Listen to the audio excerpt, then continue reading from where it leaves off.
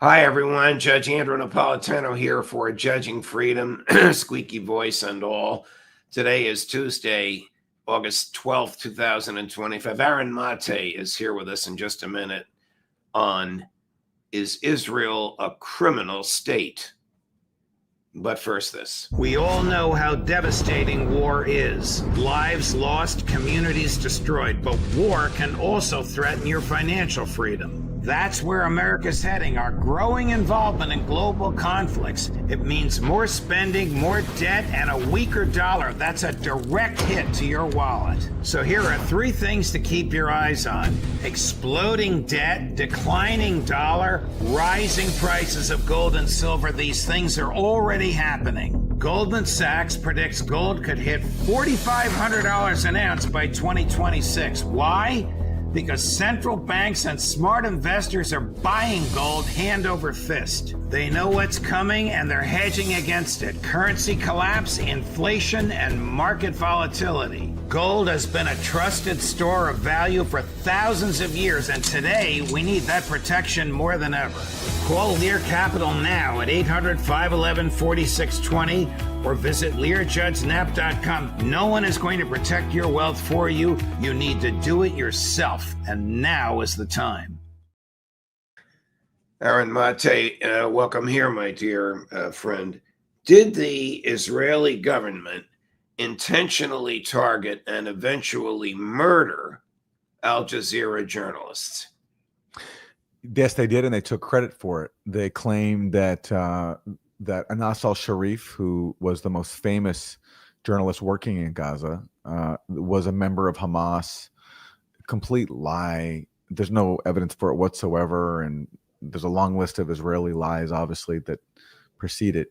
And they took credit for it. They took credit for a war crime for killing 5 Al Jazeera staff, including Anas al-Sharif, in the tent where they were sheltering near Al-Shifa Hospital. So they haven't even hid the fact that they did it, and they're proud of it. They boast that they killed these journalists.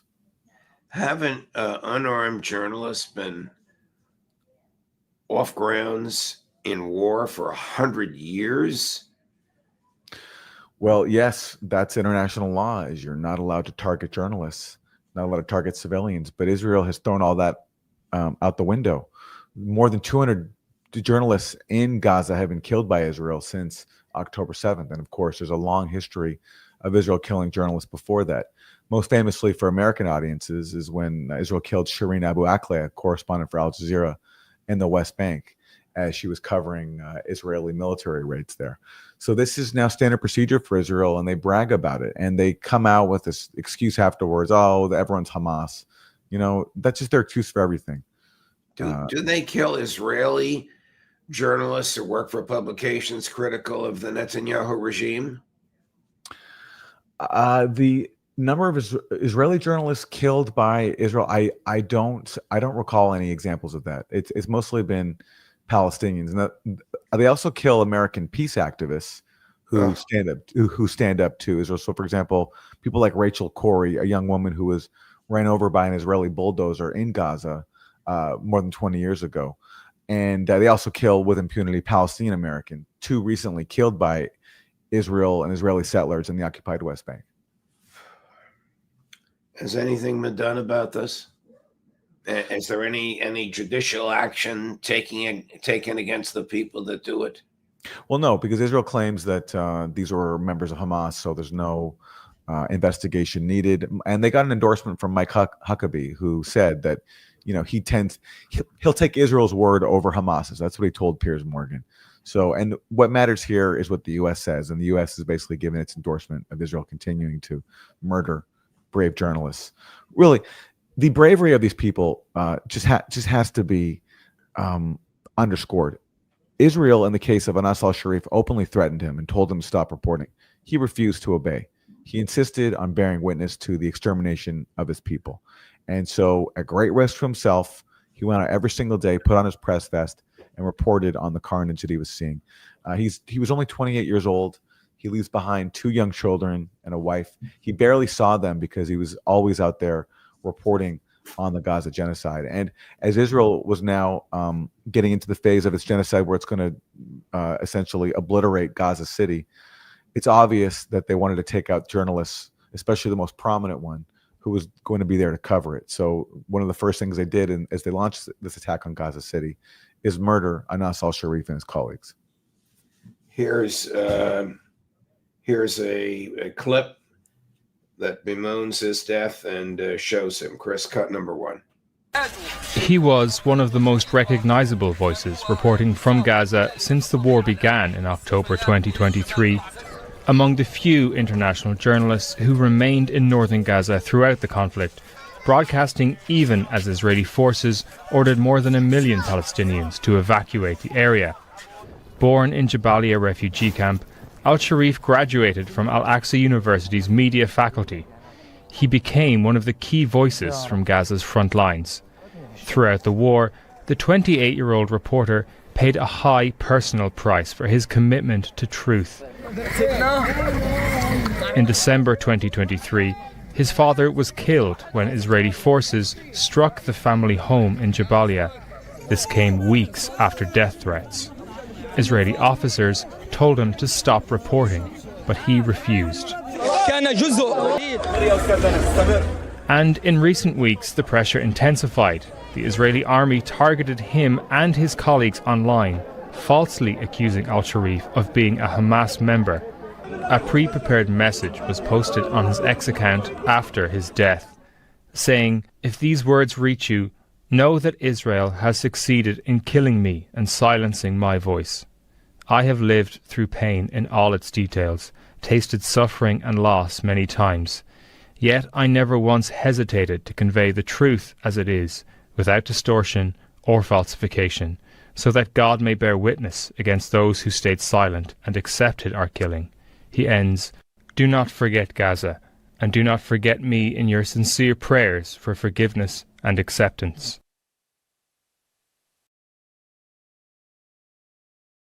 I've watched this a half dozen times. It still puts goosebumps on my arms. How does the Israeli public react to this? I don't think they care. It just doesn't matter to them. This has been normalized. Most Israelis support the genocide in Gaza. They support ethnic cleansing. And so if their government tells them that they killed another member of Hamas, even though it's just another blatant lie, people shrug. Life goes on. You know, Israelis are living a comfortable life. You know, they like to show the footage of people on the beach in Tel Aviv while there's a genocide going on, not that far away. So this murder of a brave Palestinian journalist is just considered normal, and it's considered totally acceptable in the eyes of Israel.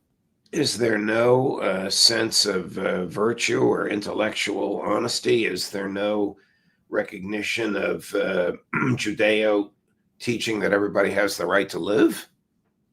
No, that's long been suppressed in Israel. Again, this is a country founded on ethnic cleansing, you know, expelling forcibly hundreds of thousands of Palestinians, stealing their homes, and then just being in denial about it, coming up with all these fictions to just erase the Palestinian history inside of Palestine.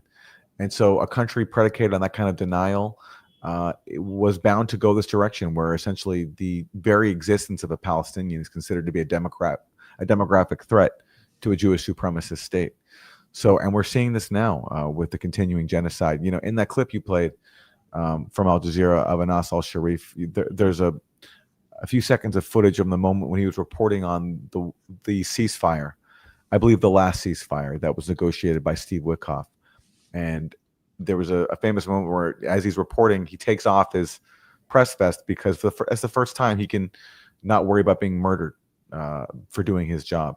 But of course, his press vest had to go back on because the genocide continued. And of course, Israel inevitably was going to murder him because before he was killed, he was the foremost journalist left in Gaza after so many before him have been assassinated by Israel. And there's no repercussion for this amongst Israeli society. Is there? We've talked about this before, Aaron. Is there an anti-war movement of any significance? There are small protests that happen, and you have a small sliver of people who show concern for the people of Gaza. And there was a symbolic flotilla that was launched recently, actually by families of captives against Netanyahu, trying to basically reach Gaza in protest of Netanyahu abandoning their loved ones because he'd rather continue the genocide.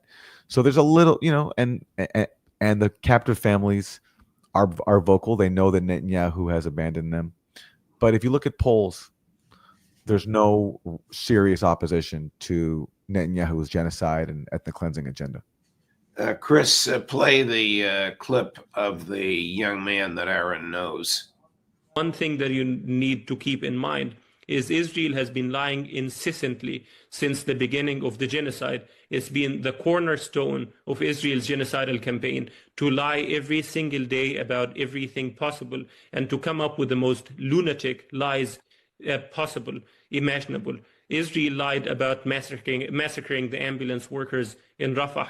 They lied about the GHF massacres. They lied about the Shifa Hospital, the Flower Massacre, the beheaded babies, Hamad Hospital, Hind Rajab, the terror list at the Rantisi Hospital that turned out to be a calendar, the World Central Kitchen workers, babies in ovens, white phosphorus, deliberately starving Gazans, Sinwar surrounding himself with 20 hostages in a tunnel, gassing hostages, the Ahli Hospital, killing women and children with white flags, mass raping Palestinians, non-existent tunnels under graveyards, Nasser Hospital, Hussam Abu Safiya, mass graves, snipers targeting kids in the heads, providing protection to criminal gangs that are looting aid systematically. Israel also lied about wiping out Gaza incrementally, gradually. They lied about refusing and collapsing the ceasefire, blowing up Gazans fleeing now south, blowing up and destroying Kamal Udwan Hospital, claiming that dead Gazan children are fake plastic dolls. Is this true? All of those claims that he listed are documented Israeli lies, and it goes on and on and on. And it's striking just how many he was able to list off in such a short amount of time. I mean, it's an extra that Chris turned it into a, into a full screen. Yeah. So you can see it on the screen. There's too much for me to read, and it basically repeats what he said, but it's just an extraordinary catalog of lies perpetrated by the Israeli government. Yeah. And it speaks to the Israeli desperation to sustain the genocide. It knows it can only do that if it has the tacit support of its allies and the full support of the U.S. And so to do that has to constantly put up propaganda to just bombard Western audiences with, so that people are intimidated into pushing back and just standing up. So that's where all this propaganda comes from. There's been so many of them. It's basically, Norman Finkelstein says that everything Israel says should be presumed to be false until proven true. It's true at this point. They're just pathological liars because they're pathologically committed to genocide. Is there no, well, here he is again. Israel murdering Gaza's most prominent journalist tonight is about creating a full blackout ahead of what's coming. The total annihilation of Gaza City and completion of genocide. So that's what they expect. Can Hamas resist that? I can't predict what Hamas can do. Hamas has surprised me in terms of their staying power so far. But look, the people of Gaza are totally defenseless, and they're going after Gaza City because Gaza City hasn't been completely demolished. There are a lot of people still sheltering there, and Israel wants to destroy the parts of Gaza that are still somewhat habitable and push people to the south so that it can prepare them for ethnic cleansing or just pin them in permanent concentration camps within the larger Gaza concentration camp. You mentioned Israeli allies. What allies does Israel have besides the U.S.? Well, the U.S. is the most important one, and as long as they have the U.S., they continue doing this. And other allies have started to be a little bit more critical. Even Germany, which has been totally subservient to Israel, recently said it would pause some weapon sales to Israel. And that's a reflection of just absolute revulsion that the public has for what Israel is doing, and the government's inability to pretend anymore that Israel is following international law and is just defending itself. So it is losing some support internationally from its allies. But yeah, the most important one is the U.S. And on that front, there's nothing but a green light from Trump so far. Has Israel always been this degraded, this immoral, this reprehensible, or is it worse under Benjamin Netanyahu? I think the basis has always been there. A country founded on ethnic cleansing, guided by Jewish supremacy. Max Blumenthal, your frequent guest, wrote a book more than a decade ago called Goliath. And the picture it paints is that this is just a fundamentally fanatic society. It is irredeemably fanatic. It's just the level of Jewish supremacy, chauvinism was just off the deep end. And so something like this was foreseen by Max over a decade ago, because that's what happens when you build an ethno state on stolen land. You colonize the West Bank, you pin Palestinians inside a death camp inside of Gaza. To do all that, you have to develop a level of fanaticism, extremism that is just off the charts. And so it's not a total shock to me that it's devolved into genocide. Is Israel a criminal state? There's no argument. It's the most criminal state in the world. I can't recall an example where a state has gone to these lengths to murder and just make suffer a besieged civilian population, at least not in recent memory. This is the criminality is off the charts on all levels. First of all, the occupation of Gaza on the West Bank is illegal to begin with. It's been going on since 1967. That was preceded by the ethnic cleansing of Palestinians. Most of the people of Gaza are refugees or the descendants of refugees, meaning that their family homes are inside what is now called Israel, that was stolen from them in 1948.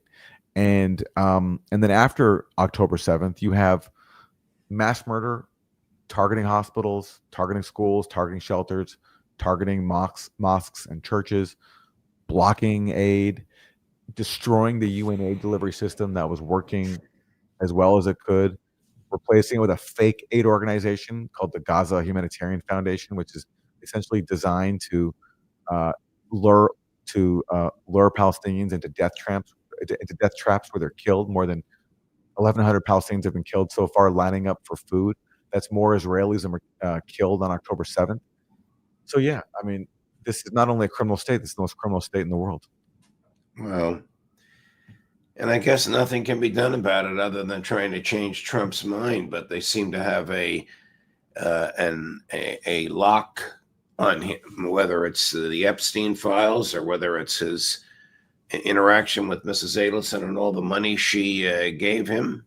He doesn't have any philosophy of government. He doesn't have any philosophy of life. But yet he is devoted to what the Israelis want, unless you're of the view that Netanyahu actually controls him. I don't think Netanyahu controls Trump. I think that Biden and Trump have made the choice to back Israel out of a sort of solidarity with a fellow white colonial state, a proxy of the U.S. that serves U.S. hegemony, and also because of the power of the Israel lobby. People like Miriam Adelson, who you mentioned, gave Trump more than $100 million in AIPAC, which can essentially buy off politicians and spend enough money to oust politicians who they don't like. That's why they're going after people like Marjorie Taylor Greene now, because Marjorie Taylor Greene has been increasingly critical of all this money and support going to Israel as it commits. Oh, I didn't know they were going after her, and I never thought I'd see myself rooting for her. Yeah, she's, for her own reasons, she's been very critical of AIPAC. And so, yeah, now she's in their crosshairs. So is Tucker Carlson, who continues to be critical of Israel. And they reflect, I think, an aspect of MAGA that actually believes in America first, that didn't sign up for this agenda of putting Israel first. And, not just sending all this money abroad to help Israel slaughter civilians, but then cracking down on civil liberties at home, the ongoing suppression of free speech in the name of Israel. Some recent examples came when the Department of Homeland Security said that disaster aid will be conditioned on whether or not a state boycotts. If a state boycotts Israel, then they could face the loss of disaster aid. There's just day after day we get new examples of how Trump is putting Israel first, and that's what Biden did too. And so that's why I'm not convinced this has anything to do with Epstein. This has to do with just bipartisan policy and the control of the Israel lobby over Washington, and with no end in sight. With no end in sight. Well, Aaron, thank you very much. It's very depressing discussing this. It's not depressing being with you. You're so smart, courageous, and articulate, but it's depressing listening to all this stuff. But it's got to be articulated. We've been doing this for coming on 4 years. in October. I don't know what kind of progress we've made. We have an enormous audience that loves you and Max and Mearsheimer and Sachs and the others, but it doesn't seem to have any palpable effect on the policies of the American government. I agree with you, but change can happen very quickly. So you never know. And look, on the other conflict we often talk about, there is some serious news this week with Trump and Putin sitting down in Alaska. I'm not very hopeful about that, but at least the fact that they're meeting, that's a positive sign. So yes, if people are looking for some glimmer of positivity in the world, I think the fact that the leaders of the top two nuclear powers who are currently on the other side of a proxy war in Ukraine are speaking, and that to me is a good thing. Agreed. Aaron, thank you very much, my dear friend. We'll look forward to seeing you again soon. All the best. To you as well, Judge. Thank you. Thank you. Coming up at 3 o'clock today, Lieutenant Colonel Karen Kwiatkowski, Judge Napolitano for Judging Freedom.